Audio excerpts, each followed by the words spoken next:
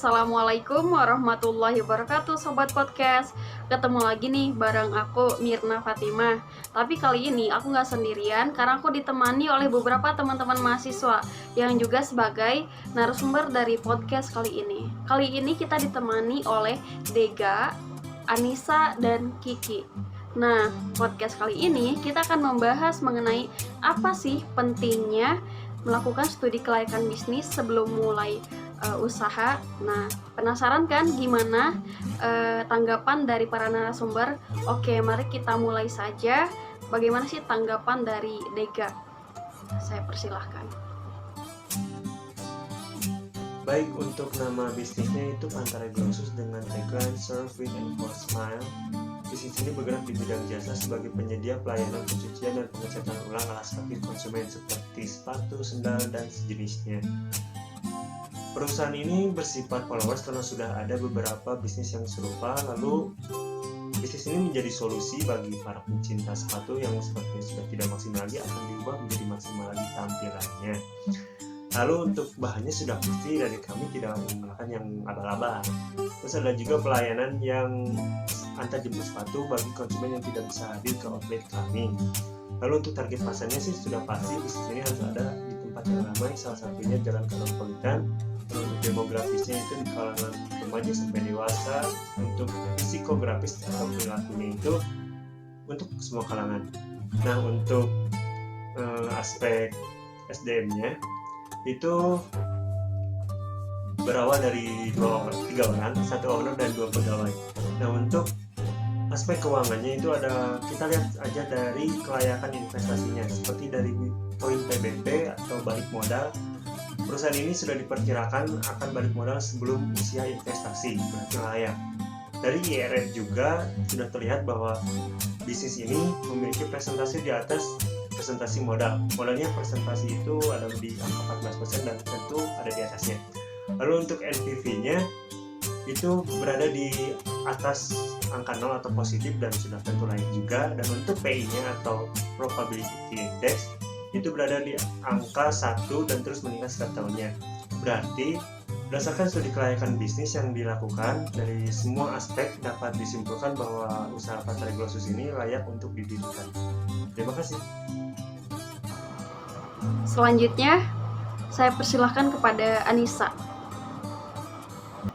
Nama usaha yang akan saya jalankan ini menggunakan studi kelayakan bisnis, yaitu namanya Creatfruit. Creatfruit merupakan usaha di bidang manufaktur yang mana merubah bahan dasar buah-buahan menjadi sebuah keripik.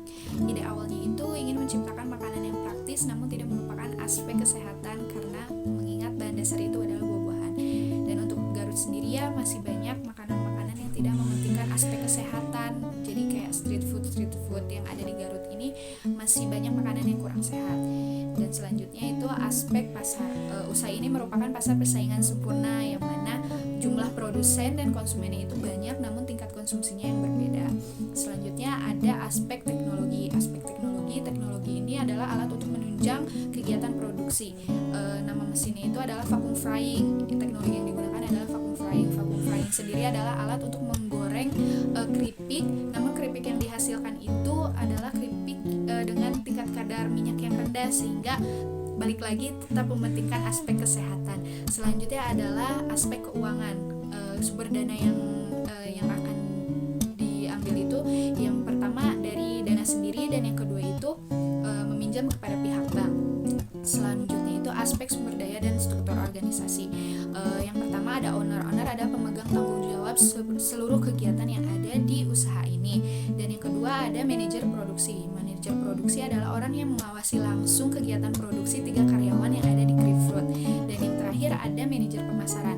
Manajer pemasaran ini adalah orang yang mencari target pasar, yang mencari pembeli baik secara online maupun secara langsung. Yang terakhir ini untuk kesimpulan dari usaha ini, maka dirasa akan layak karena sudah memiliki konsep dari studi kelayakan bisnis. Masing-masing dari poin untuk menentukan kelayakan bisnis sudah dipenuhi dan diperkirakan secara sistematis, maka bisnis yang dijalankan dapat berjalan dan sesuai.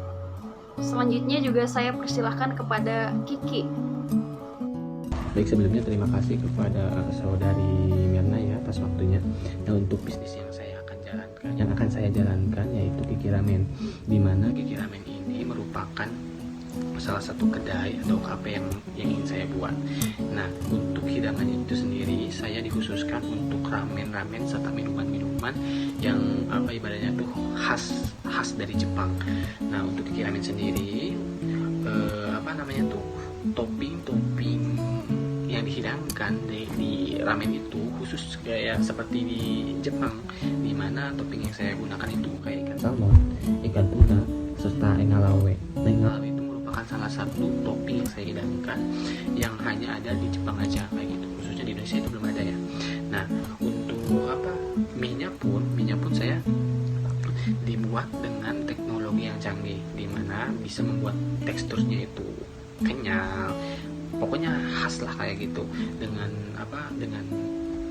mesin itu dapat membuat minyak itu enak, terus efisien juga kayak gitu, cepat kayak gitu. Nah, khususnya saya itu akan membuat bisnis ini di daerah Garut. Soalnya kenapa? Di daerah Garut sendiri yang saya ketahui ya, untuk ramen itu hidangannya itu bukan biasa-biasa aja, ada ciri khas masing-masing. Akan tetapi untuk ini sendiri saya tidak plagiat. Saya itu mempunyai bisnis ini dengan ide saya sendiri melalui studi kelayakan bisnis kayak gitu. Nah, untuk keuangan dan aspek dari lingkungan itu sendiri baik bagi masyarakat, di mana saya akan mencari karyawannya itu dari daerah itu tersebut, kayak gitu. Dari faktor ekonomi pun akan terangkat dengan menjadi salah satu karyawan saya kayak gitu. Oke, menarik sekali ya tadi pembahasan mengenai studi kelayakan bisnis dan pemaparan teman-teman tadi mengenai bisnis yang ingin direncanakan. Dan di sini juga saya ingin sharing sedikit mengenai studi kelayakan bisnis yang telah saya buat. Jadi bisnis yang ingin saya jalankan ini adalah Rockisme. Sebenarnya bisnis yang saya proyeksikan ini terinspirasi dari salah satu influencer, Astri Rabani, yang sudah merambah dunia bisnis pakaian wanita muslim yang sudah cukup dikenal. Nah, di sini saya ingin memproduksi pakaian wanita khusus produksi rok tartan begitu, menggunakan bahan premium. Sebenarnya usaha saya ini bersifat follower, bersifat usaha yang sudah ada, tetapi dengan ide dan inovasi yang berbeda serta strategi pemasaran yang berbeda juga. Contohnya misalnya dari kemasan. Pada umumnya kemasan untuk pakaian contohnya rok itu sendiri pakai plastik biasa. Nah, di sini saya menggunakan dus tipis sehingga kesannya kemasan yang saya gunakan ini terlihat elegan begitu. Karena seringkali orang berbelanja itu juga melihat dari kemasan, dari luarnya dulu gitu. Dan menurut saya usaha ini juga layak dijalankan karena melihat dari beberapa aspek. Contohnya misalnya dari aspek keuangan ya, dengan nilai IRR yang sudah melebihi presentasi pinjaman modal ke pihak bank. Dan selanjutnya itu pemilihan teknologi. Di sini saya menggunakan mesin jahit otomatis sehingga memungkinkan pembuatan produksi rok tartan itu lebih efektif dan lebih efisien. Dan untuk SDM itu sendiri saya hanya membutuhkan 2 karyawan. Dan selanjutnya dari aspek pemasaran, melihat dari aspek geografis, aspek demografis, dan aspek perilaku konsumen yang sekarang sudah bertransformasi, dan tren berbusana muslim yang sudah semakin digandrungi, ini merupakan peluang juga ya untuk menjalankan bisnis ini begitu. Melihat dari beberapa pertimbangan tersebut, saya tertarik untuk menjalankan bisnis ini dengan studi kelayakan bisnis yang telah saya proyeksikan layak begitu. Mungkin itu beberapa hal mengenai bisnis yang ingin saya rencanakan. Terima kasih. Oke, selanjutnya setelah sesi pemaparan, kita lanjutkan ke sesi selanjutnya, yaitu sesi tanya jawab mengenai studi kelayakan bisnis.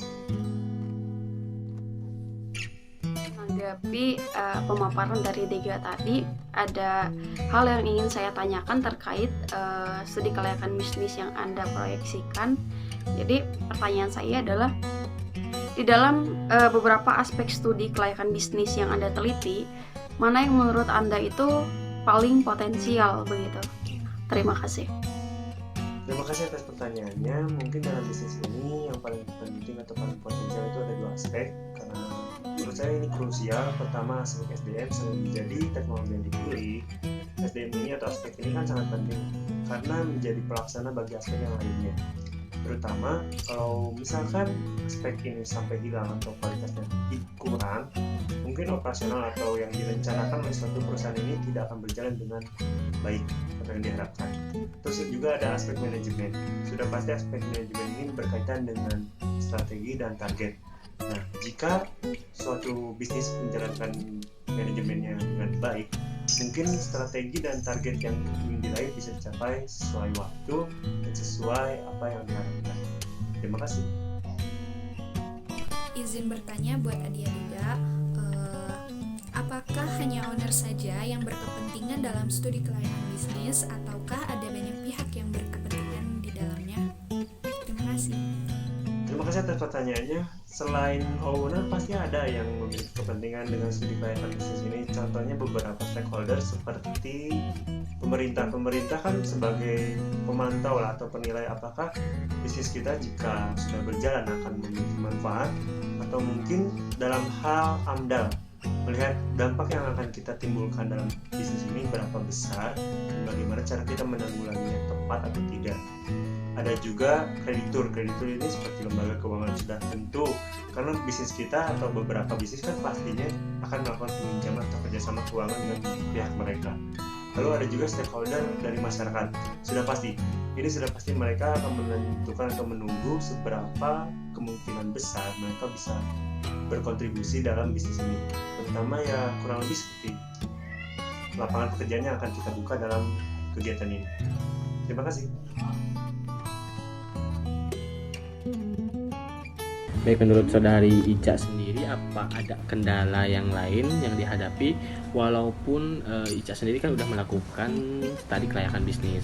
Apakah ada kendala lainnya di luar planning, di luar perencanaan Ica sendiri? Kayak gitu.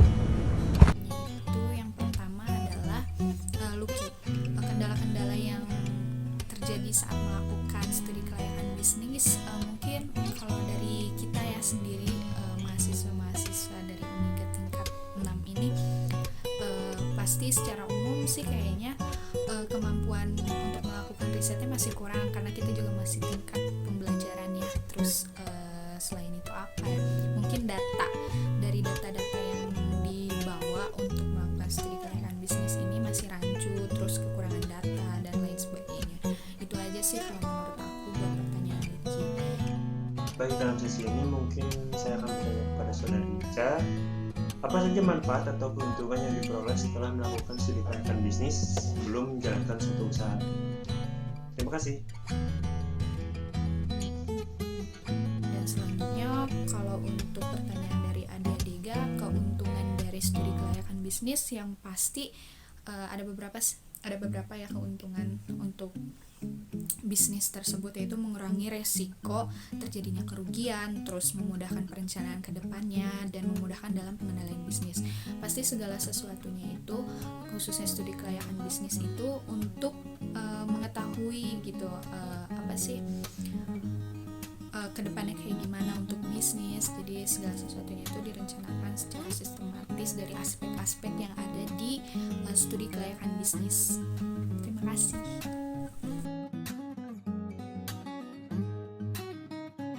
Oke, langsung aja izin bertanya buat Lucky. Prospek apa yang membuat Anda memilih usaha ini untuk dijalankan khususnya di Garut? Terima kasih.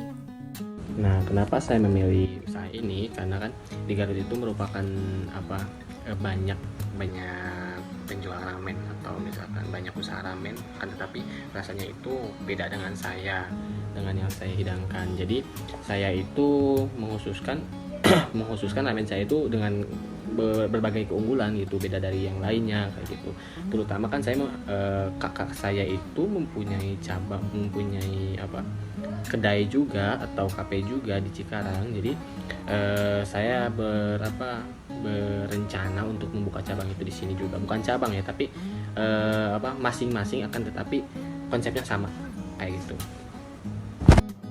Selanjutnya saya ingin menanggapi juga pemaparan dari bisnis yang sudah dipaparkan oleh Lucky. Saya juga ingin menanyakan gimana sih misalnya solusi Anda apabila salah satu atau beberapa rencana dari studi kelayakan bisnis yang Anda rencanakan itu tidak terlaksana. Terima kasih. Baik, untuk solusinya, apabila ada satu planning atau beberapa planning yang saya pikirkan tidak terlaksana, maka saya akan mencari jalan keluar, di mana jalan keluar itu dapat saya ibaratnya tuh diskusikan terlebih dahulu dengan karyawan-karyawan saya, dengan ibaratnya pegawai saya, bagaimana solusinya. Example-nya kayak gini, misalkan ikan salmon yang saya beli itu dari misalkan dari laut Pamengpeuk ataupun misalkan dari Jakarta kayak gitu.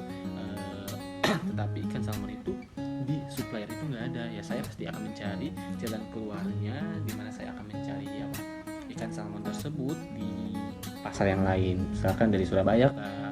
Mungkin emang dari segi keuangan itu akan beda ya, tetapi bagaimanapun caranya supaya bisnis saya itu lancar dengan dengan solusi yang saya berikan kayak gitu.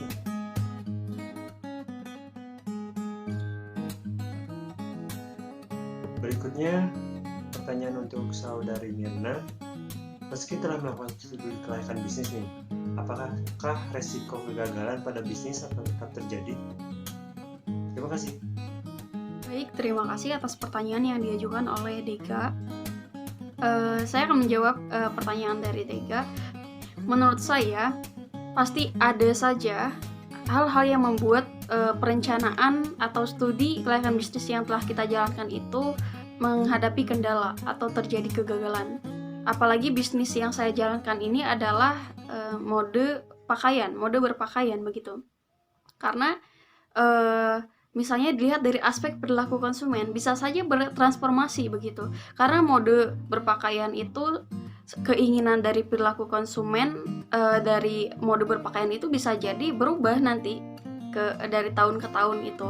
Nah, itu merupakan suatu tantangan juga bagi saya, dan bisa jadi perencanaan yang telah saya bikin dan studi kelayakan bisnis yang telah saya proyeksi itu bisa jadi terjadi resiko kegagalan begitu. Oke, menurut saudari Mirna sendiri, apa manfaat dan pentingnya dibuatnya studi kelayakan bisnis sebelum menjalankan suatu bisnis? Oke, baik, terima kasih. Saya akan menjawab pertanyaan dari Lucky terlebih dahulu ya. Jadi, apa sih manfaat dari Anda melakukan studi kelayakan bisnis? Menurut saya, dengan melakukan studi kelayakan bisnis terlebih dahulu, itu membuat saya lebih mampu membaca peluang, konsep bisnis atau studi kelayakan bisnis yang saya buat itu sejauh mana dapat dijalankan begitu. Apalagi saat menghadapi sebuah permasalahan, sehingga nantinya akan mengurangi risiko kegagalan dari bisnis saya dan mempermudah dari perencanaan masa depan untuk bisnis saya begitu untuk Lucky. Oke teman-teman, kita telah sampai di penghujung podcast kali ini. Jadi kesimpulannya, penting sekali kita melakukan studi kelayakan bisnis sebelum memulai bisnis atau usaha yang ingin kita jalankan. Supaya apa? Yaitu supaya mengurangi risiko kegagalan bisnis yang kita jalankan, serta mempermudah perencanaan ke depannya dan mempermudah untuk aspek manajemen serta pengawasan dan pemeliharaan bisnis yang ingin kita jalankan. Oke, baik. Terima kasih kepada teman-teman yang sudah melakukan pemaparannya dan cerita-ceritanya tentang studi kelayakan bisnis mengenai bisnis-bisnis yang ingin Anda jalankan. Terima kasih kepada Anissa, Lucky, dan Dega. Saya akhiri. Wassalamualaikum warahmatullahi wabarakatuh.